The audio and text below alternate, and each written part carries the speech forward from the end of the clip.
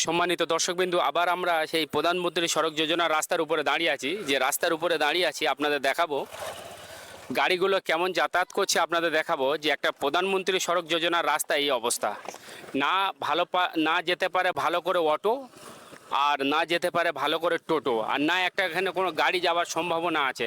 আপনারা দেখতে পাচ্ছেন গাড়িগুলো কি অবস্থায় যাচ্ছে। এর আগেও একটা ভিডিও দিয়েছিলাম এই রাস্তার। এটা হচ্ছে সংগ্রামপুর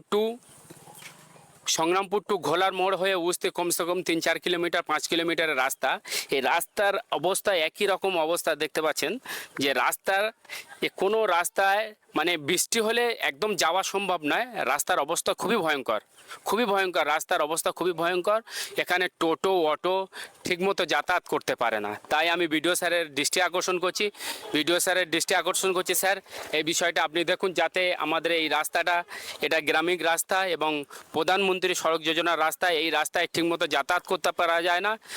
একটু আপনার হস্তক্ষেপ করছি যাতে এই রাস্তাটা একবার মাত্র পিচ দিয়েছিল, কোনো রকম পিচ উঠে গেছে, দ্বিতীয়বার আর এখানে কোনো পিচ দেওয়া হয়নি। আমি দেখাতে চাইছি রাস্তার গাড়ি ঘোড়াগুলো কী অবস্থায় যাচ্ছে এবং কতটা খারাপ অবস্থা দেখতে পাচ্ছেন যে গাড়ি ঘোড়াগুলো গেলে যে কোনো মুহূর্তে উল্টে যেতে পারে, প্রাণের ঝুঁকি হতে পারে। তাই আমি মঘরাট পশ্চিমের ব্লকের যিনি ধারপ্রাপ্ত ব্লকের যিনি বিডিও স্যার মহাশয়ের দৃষ্টি আকর্ষণ করছি, স্যার একটু রাস্তাটা যদি মেরামত করে দেওয়া যায় তাহলে গ্রাম এবং সাধারণ মানুষের খুবই উপকৃত হতো। তো আমাদের যারা আমার ফেসবুক ফ্রেন্ড এবং আমার যারা দর্শক আছেন তাদের বলবো একটু বেশি বেশি করে লাইক কমেন্ট শেয়ার করে পাশে থাকবেন, যাতে আমরা এই সমস্ত ভিডিওগুলো সরকারি আধিকারিকদের কাছে পৌঁছাতে পারি। সেটাই আপনাদের কাছে একান্ত কাম্য।